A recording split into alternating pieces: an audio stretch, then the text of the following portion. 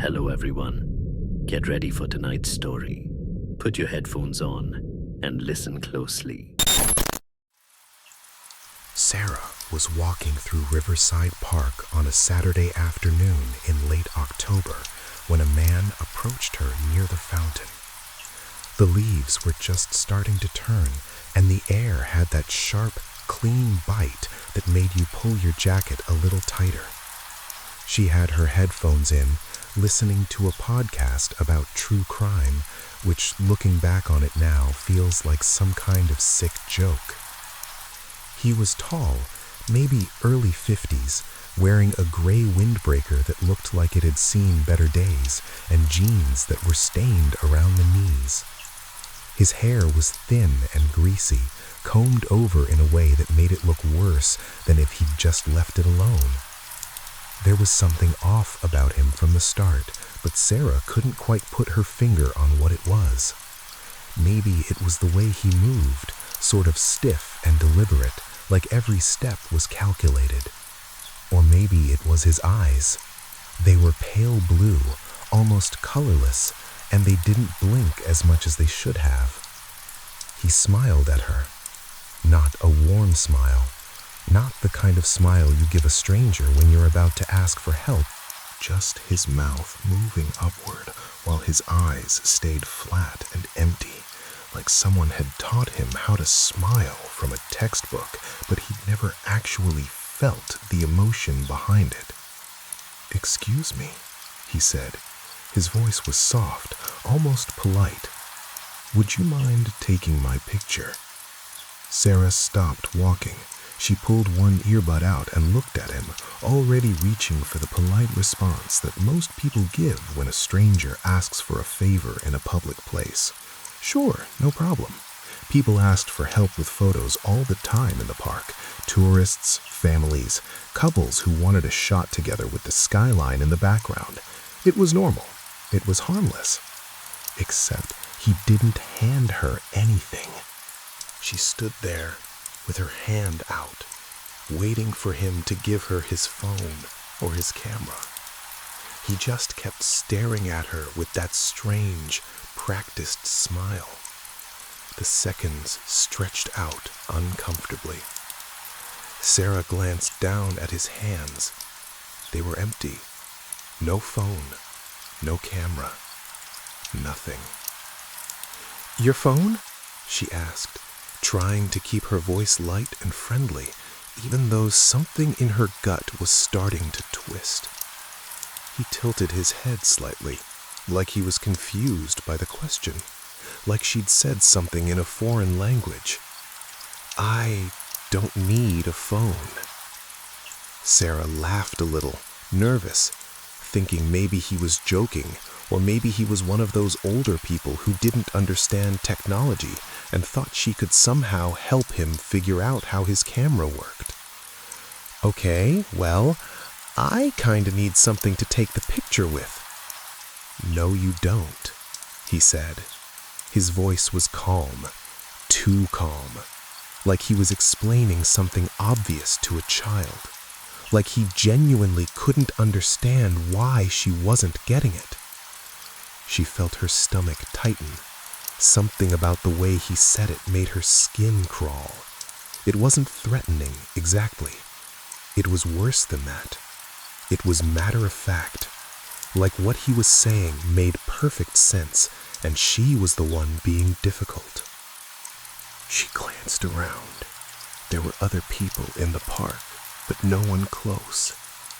A jogger passed by about 30 feet away, earbuds in, eyes forward, not looking at them.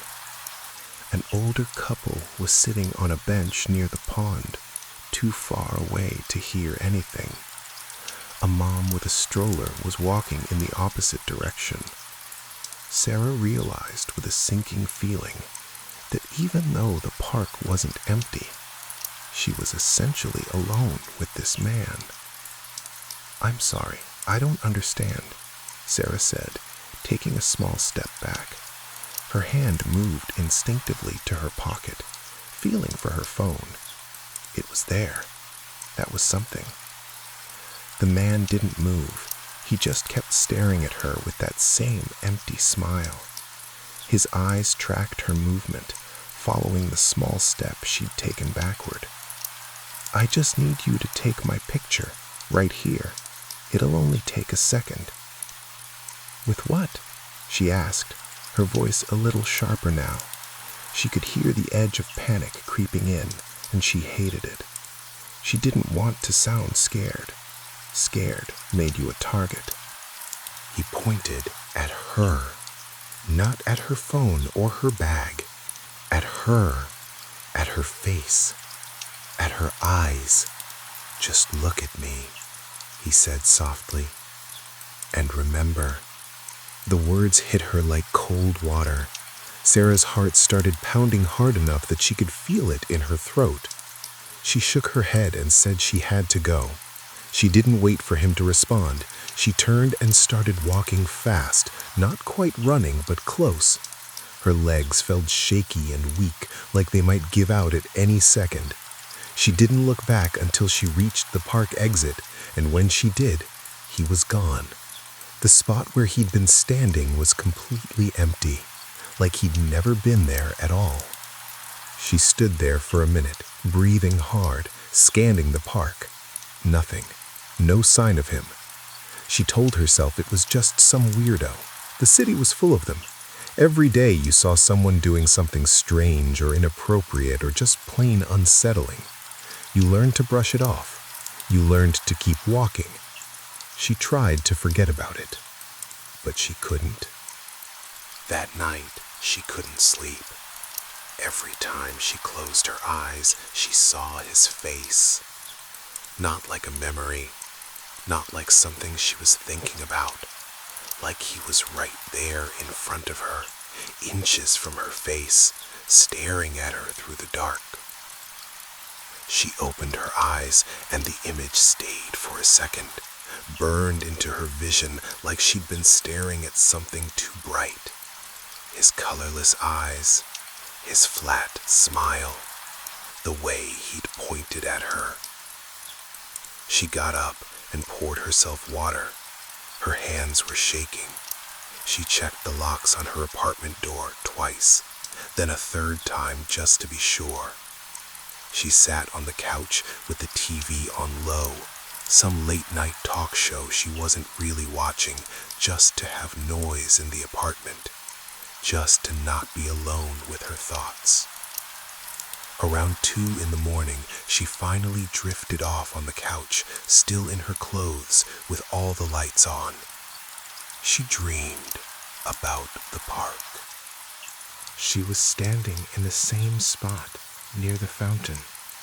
The sky was gray and heavy, like it was about to rain. The park was empty.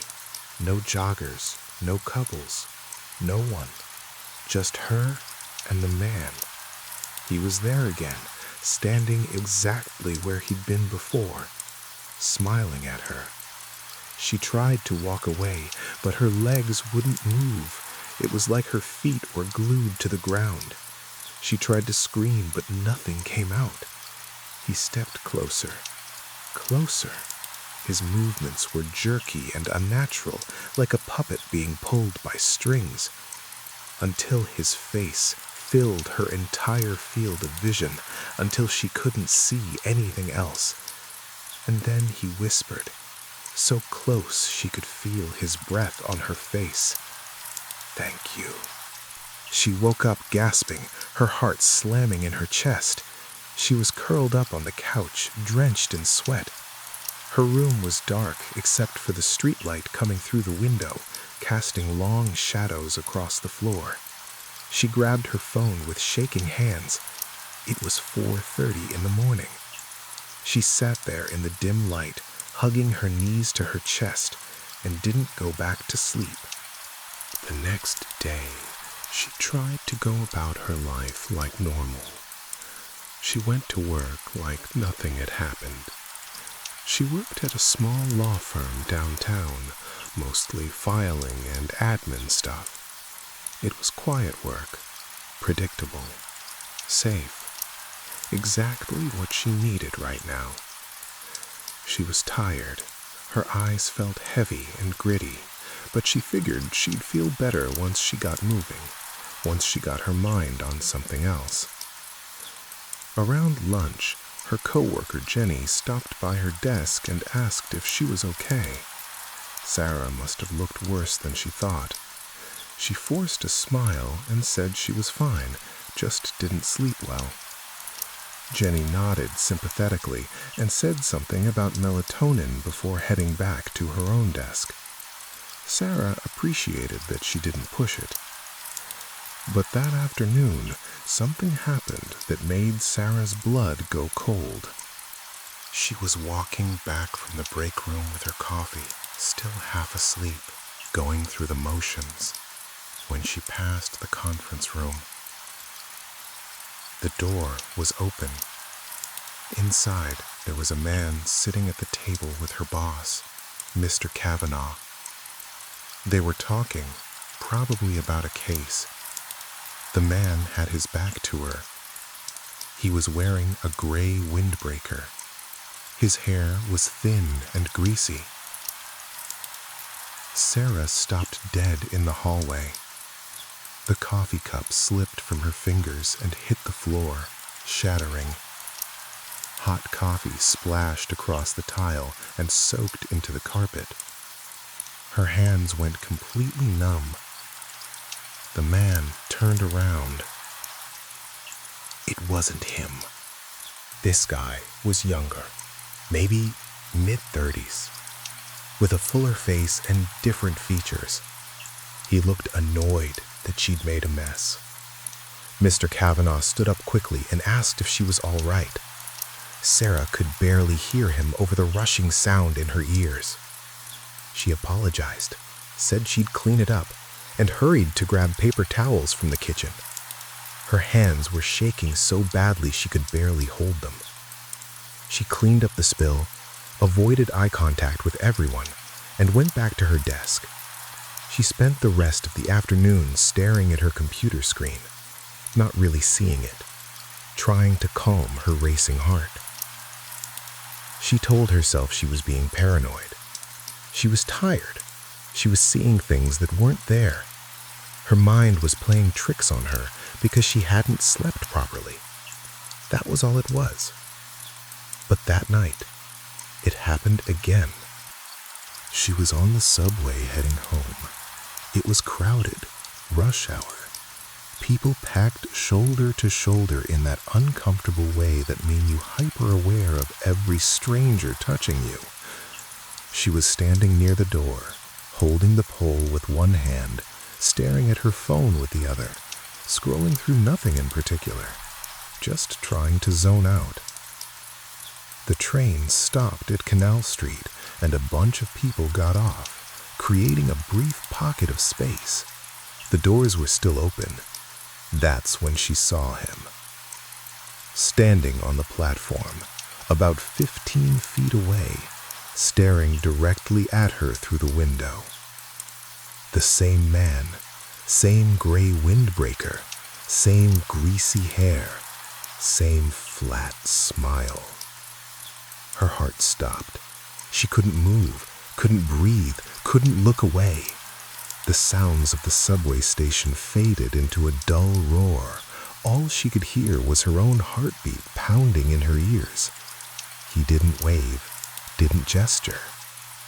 He just stood there, staring at her, that horrible smile never wavering. The doors closed with a mechanical hiss. The train lurched forward, and he just stood there, perfectly still, watching her until the tunnel swallowed him up and everything went dark. Sarah got off at the next stop. She didn't care that it wasn't her stop. She didn't care that it would add another 20 minutes to her commute. She just needed to get off that train. Her legs felt like jelly as she climbed the stairs to street level. She sat on a bench outside a bodega and tried to calm down. Her chest was tight. She thought she might throw up. People walked past her, busy with their own lives, not noticing the girl having a panic attack on a bench. After a few minutes, when she could breathe again, she pulled out her phone and called her boyfriend, Marcus. Her hands were shaking so badly it took her 3 tries to dial correctly. He picked up on the second ring. "Hey, what's up?" She told him everything. The park, the dreams, the man at her office who wasn't him but looked like him, the subway platform. Her voice cracked halfway through, and she had to stop to breathe, to keep herself from crying right there on the street. Marcus was quiet for a second. She could hear traffic on his end. He was probably walking back to his apartment from the gym. Then he said, in that calm, steady voice that had always made her feel safe, "Where are you right now?" "I got off at 14th Street. I'm sitting outside on the street." "Okay, stay there. I'm coming to get you. Don't move." He met her 20 minutes later, slightly out of breath from running. They took an Uber back to her apartment in silence. He held her hand the whole way and didn't let go until they were inside with the door locked behind them. He stayed with her that night. He didn't say she was crazy. He didn't tell her she was imagining things or that she needed to relax or get more sleep. He just listened. And that meant more to her than anything. But Marcus had to leave in the morning. He had an early meeting he couldn't miss. Sarah called in sick to work. She told them she had a stomach bug. She couldn't handle going outside. She couldn't handle getting on the subway. She couldn't handle the possibility of seeing him again. She spent the whole day in her apartment with the curtains closed and the TV on, jumping at every sound in the hallway, every car door slamming outside, every footstep that passed her door. Around 3 in the afternoon, her phone buzzed on the coffee table. A text from an unknown number. "You took my picture." Sarah dropped the phone like it had burned her. She stared at it on the floor, her heart hammering so hard she thought her ribs might crack. She didn't pick it up. She couldn't touch it. She backed away from it slowly and sat on the couch, pulling her knees to her chest, staring at the phone like it was a bomb that might go off at any second. It buzzed again. She didn't want to look. Every instinct told her not to look, but she had to. She had to know. She crawled over on her hands and knees and picked it up with trembling fingers. Another message. "Now I can see you." Her hands were shaking so hard she almost couldn't type. She wrote back, "Who is this?" 3 dots appeared immediately, then disappeared, then appeared again, like whoever was on the other end was thinking carefully about what to say. "You know who." Sarah's breath hitched in her throat. She blocked the number with shaking fingers, turned off her phone completely, threw it across the room like it was contaminated. It hit the wall and clattered to the floor. She sat in silence for hours. The apartment was so quiet she could hear everything. The hum of the refrigerator, the ticking of the clock on the wall, the distant sound of traffic outside, muffled and far away. She didn't move. She barely blinked. She just sat there, curled up on the couch, waiting for something to happen, waiting for the knock on the door, waiting for him to appear in her window, waiting for the world to make sense again. That night, she didn't sleep at all. She sat on the couch with all the lights on and a kitchen knife on the cushion next to her, just in case. She knew it was irrational. She knew it probably wouldn't help, but it made her feel slightly less helpless. The next morning, Marcus came over before work. She'd texted him from her laptop at 6 in the morning, told him what had happened with the phone. He looked at the blocked number. read the messages, and his face went hard in a way she'd never seen before. He told her they needed to go to the police. Sarah agreed. She couldn't do this alone anymore. They went to the precinct on West 20th Street. The building was old and institutional, with fluorescent lights that made everyone look sick and vaguely criminal. The officer at the front desk listened to her story while taking notes on a yellow legal pad. He was middle-aged, with a thick mustache and tired eyes that had probably heard 1,000 stories like hers. He asked if the man had threatened her directly. Sarah said no, not exactly. The messages were weird and creepy, but not explicitly threatening. He asked if he'd touched her or tried to hurt her physically. She said no. He asked if she had any idea who the man was, if she'd ever seen him before the park, if there was any history between them. She said no to all of it. The officer nodded slowly, still writing. He said they'd keep an eye out and file a report. He said if she saw the man again, she should call 911 immediately. But without a direct threat or evidence of a crime being committed, there wasn't much they could do. He suggested she avoid the park for a while, maybe stay with a friend or family member. Maybe consider getting a restraining order if the messages continued, though that would require knowing who the person was. Sarah wanted to scream.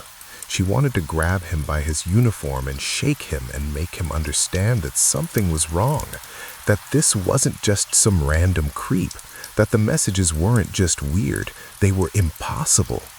How did this person know she'd been in the park? How did they get her number? How did they know anything about her? But she didn't say any of that. She just thanked him quietly and left with Marcus, feeling more alone than before they'd gone in. Marcus drove her back to his place in Brooklyn. His apartment was smaller than hers, but it felt safer somehow, like the man couldn't find her there. She stayed there for 3 days. She didn't go outside. She didn't check her old phone. She used Marcus's laptop to send emails to work, telling them she was still sick, that it might be a few more days. She tried to pretend everything was normal. She tried to convince herself that maybe it was over. Maybe whoever it was had gotten bored. Maybe they'd moved on to someone else. But it wasn't over. On the 4th night, Marcus had to work late. Some deadline at his office that he couldn't get out of. He told her to lock the door behind him and keep the chain on. He told her to call him if anything happened, anything at all, no matter how small. Sarah said she'd be fine. She'd been fine for 3 days. She could handle 1 night alone. She made herself dinner. Pasta with jarred marinara sauce because she wasn't really hungry but knew she should eat something. She watched TV without really paying attention. Some cooking competition show where people made elaborate desserts under time pressure. She took a shower, letting the hot water run until the bathroom was thick with steam. She got into bed around 11, wearing one of Marcus's old college t-shirts, and tried to sleep. She was almost there, hovering in that space between waking and dreaming, when she heard it. A knock at the door. Her eyes snapped open. She lay perfectly still in the darkness, her heart suddenly pounding. She told herself she'd imagined it. She was half asleep. Her mind was playing tricks. Another knock. Slow, deliberate, 3 measured taps. Sarah sat up in bed, her heart now racing so fast she felt dizzy. She grabbed her phone from the nightstand. It was just past midnight. She texted Marcus with shaking hands. "Are you home?" He replied immediately. Little dots appeared right away, and then his message popped up. "No, still at work. Why?" She didn't answer. She got out of bed slowly, quietly, like making noise would somehow make things worse. She crept to the front door and looked through the peephole. Her hands were shaking so badly she had to steady herself against the door. The hallway was empty. Nothing but the dim overhead light and the worn carpet and the doors of other apartments, all closed. She stepped back from the door. Her hands were shaking. She texted Marcus again. Someone knocked on the door. Don't open it. I'm leaving now. 20 minutes. She went back to the bedroom, but she didn't get in bed. She sat on the floor in the corner, hugging her knees, staring at the bedroom door. Her phone was clutched in her hand so tightly her knuckles were white. She waited. Every sound in the building made her jump. The heating system kicking on, a door closing somewhere above them. Footsteps in the hallway that got louder and then quieter as someone walked past. 5 minutes passed, then 10. Her phone buzzed. A new text. Unknown number. I can see you. Sarah's stomach dropped through the floor. She looked at the bedroom window. The blinds were closed. She stood up on shaking legs and walked over to the window. She was on the 3rd floor. There was a fire escape, but it didn't come down to this window. There was no way anyone could see in. She pulled the blinds back slightly, just enough to peer out. The fire escape was empty. The street below was quiet. Just parked cars and a few people walking home from late-night shifts or bars. Nothing unusual. Another text. You're wearing the blue shirt. She looked down. She was wearing Marcus's blue NYU t-shirt. Her blood went ice cold. Her whole body started shaking. She backed away from the window until her back hit the wall. She slid down to the floor, her legs giving out. She couldn't breathe. The room felt like it was spinning. She wanted to call the police, but what would she even say? Someone texted me that I'm wearing a blue shirt? They'd think she was crazy. They'd think she was wasting their time. The officer at the precinct had already basically told her there was nothing they could do. She texted Marcus again, her fingers barely able to type. He knows what I'm wearing. What? How? I don't know. I don't know. I don't know. I'm almost there. Lock yourself in the bathroom. She did. She ran to the bathroom and locked the door and sat in the bathtub with the shower curtain pulled closed, like a child hiding from monsters. She knew it was irrational.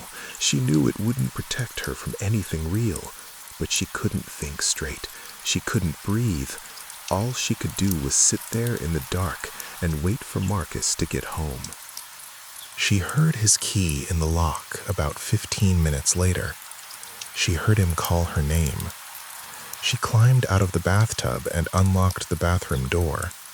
He was standing in the hallway, out of breath, his face pale. She showed him the texts. He checked every window in the apartment, the fire escape, the alley behind the building, the street out front. Nothing. No one.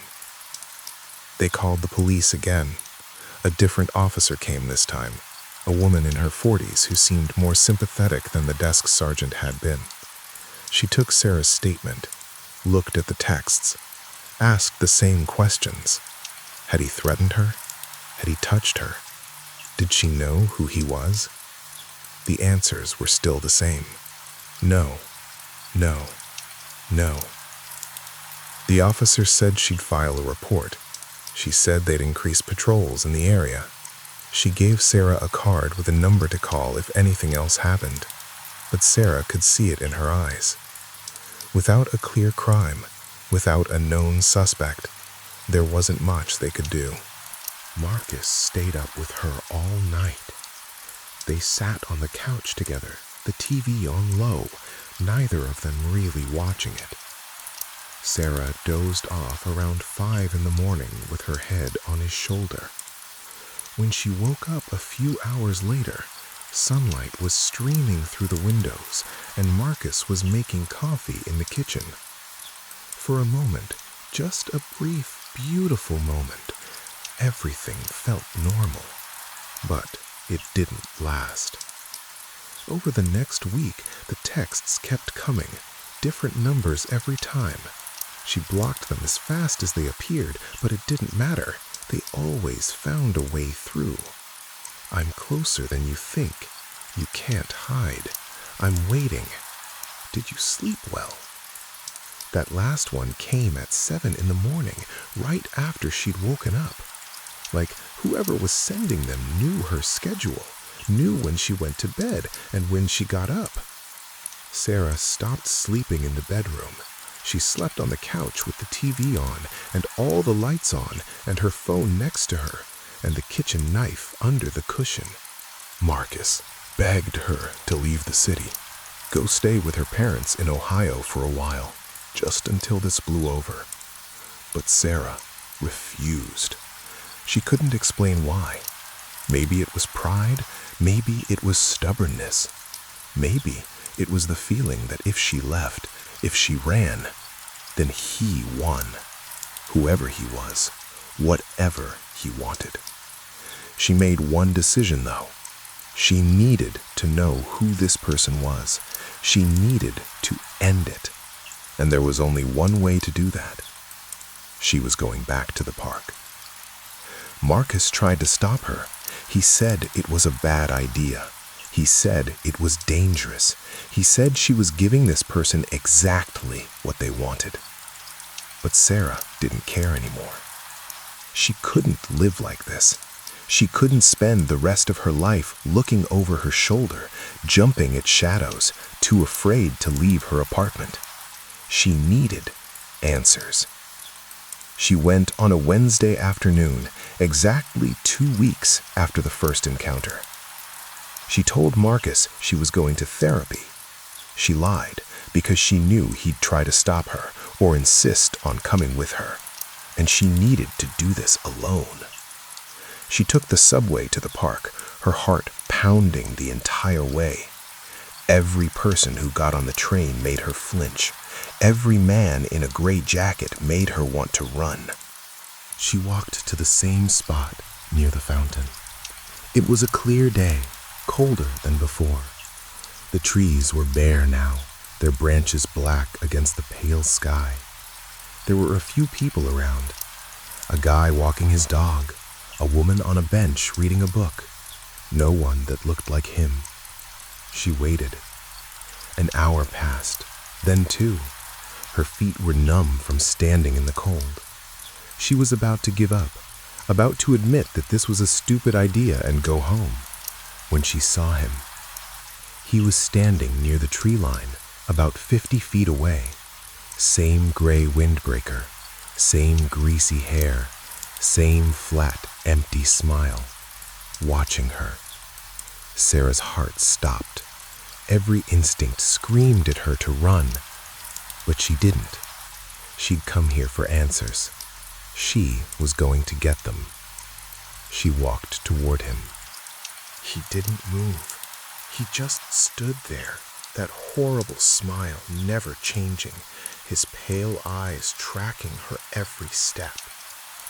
She stopped a few feet away, close enough to see the dirt under his fingernails, the stains on his jacket, the way his lips were chapped and cracked. "What do you want from me?" Her voice came out stronger than she expected. He tilted his head, like a dog hearing a strange sound. "I already told you." "You didn't take a picture," Sarah said, her voice shaking now. "You can't see me. This doesn't make any sense." The man's smile widened. His teeth were yellow and crooked. "You don't understand. I don't need a camera. I needed you to look at me, to really see me, and you did." "So what?" Sarah said, She was shaking now from cold or fear or anger, she couldn't tell. What does that even mean? The man stepped closer, close enough that she could smell him now. A sour, unwashed smell that made her stomach turn. His eyes were fixed on hers, unblinking. It means I'm not alone anymore. Sarah felt a chill run down her spine that had nothing to do with the weather. You're insane. Maybe, he said softly, but you still see me, don't you? Even when I'm not there. Even when you close your eyes, I'm there. In your dreams, in your thoughts. Every time you turn around, expecting me to be behind you. Every knock at the door, every shadow in the corner. That's me, living in the space you made for me. Sarah's voice cracked. I didn't make space for anything. You did, he said, the moment you looked at me. The moment you really saw me. That's all it takes. Just one person, one set of eyes, and then we exist. Not just in the world, but in a mind. That's where we live. That's where we're real. We? Sarah whispered. The man gestured to the park around them with one pale, dirty hand. Look. Sarah turned slowly, dread settling in her stomach like a stone. There were people everywhere now. Standing between the trees, sitting on benches that had been empty moments before, leaning against lampposts, standing in the middle of the path. Dozens of them, maybe more. All of them staring at her. All of them with the same empty, flat smile. A woman in a stained yellow dress. An old man with no shoes. A teenage boy with hollow cheeks and sunken eyes. A middle-aged woman in a business suit that hung off her frame like she'd lost 50 pounds. They all looked wrong somehow. Off. Like photographs that had been slightly out of focus. Like people who were almost real, but not quite. Sarah stumbled backward, her heart hammering, her vision blurred. She couldn't breathe. She turned to run. The man grabbed her wrist. His hand was ice cold, not just cold like someone who'd been standing outside too long. Cold like something dead, like something that had never been warm. Thank you, he whispered. His breath smelled like rot. For seeing us. For making us real. Sarah screamed and yanked her arm away. His grip was stronger than it should have been. She pulled with all her strength, and something in her wrist popped painfully, but she didn't care. She broke free and ran as fast as she could, not looking back, not stopping even when her lungs burned and her legs felt like they were going to give out. She ran until she reached the street. She flagged down a cab with shaking hands and told the driver to just drive anywhere. She didn't care, just away from the park. The driver asked if she was okay. She must have looked terrible. She told him she was fine. She paid him cash when they were far enough away and got out at a random intersection.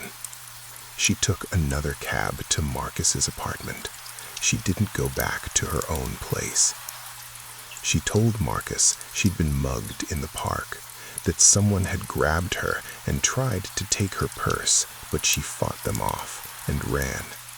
It was easier than trying to make him understand something she didn't even understand herself. Her wrist was sprained. They went to an urgent care clinic and got it wrapped. The doctor asked if she wanted to file a police report. She said no. What would be the point? She moved out of the city 2 weeks later. She couldn't stay. Every street corner felt like a trap. Every crowd of people could be hiding him, hiding them. She told Marcus she needed space. He didn't understand. He thought she was having some kind of breakdown. Maybe she was. They broke up over the phone a month later. She stayed with her parents in Dayton for a while. Changed her number, deleted all her social media, got a job at a library in a small town 20 miles away where nothing ever happened and nobody knew her. She tried to build a new life, a quiet life, a safe life. But even now, almost a year later, she still sees him. In crowds at the grocery store, standing at the end of the library stacks when she turns a corner, in reflections in car windows, in the corner of her vision when she's alone at night. Sometimes it's him. Sometimes it's one of the others. The woman in the yellow dress. The old man with no shoes. Always with that same flat smile. She's learned to live with it, to pretend she doesn't see them, to keep walking, to not make eye contact, because when she looks, really looks, they become more solid, more real, and she can't afford that. She hasn't told anyone. Who would believe her? She barely believes it herself some days. She tells herself it's stress, trauma, that her mind is playing tricks on her because of what happened in the park, that it will fade with time. But she knows the truth. She saw him. She really saw him. And now, he can see her too. Sometimes, when it's very quiet, she hears the knock. Slow, deliberate. 3 measured taps. And she knows he's still there, waiting in the space she made for him, waiting for her to look again. So here's what I want to know. If a stranger approached you in a public place and asked you to take their picture, but they had no camera, no phone, nothing in their hands, would you stay and ask questions? Or would you trust your gut and walk away immediately? Because Sarah hesitated. She tried to be polite. She tried to understand. And that hesitation cost her everything. Leave a comment below and tell me, what would you have done differently? Would you have gone back to that park? And have you ever felt like someone was watching you, even when no one was there? If this story kept you up at night or made you look over your shoulder, hit that like button and subscribe for more disturbing true horror stories. Because the scariest monsters aren't the ones hiding under your bed. They're the ones waiting for you to notice them. Thanks for watching. And remember, sometimes the worst thing you can do is look.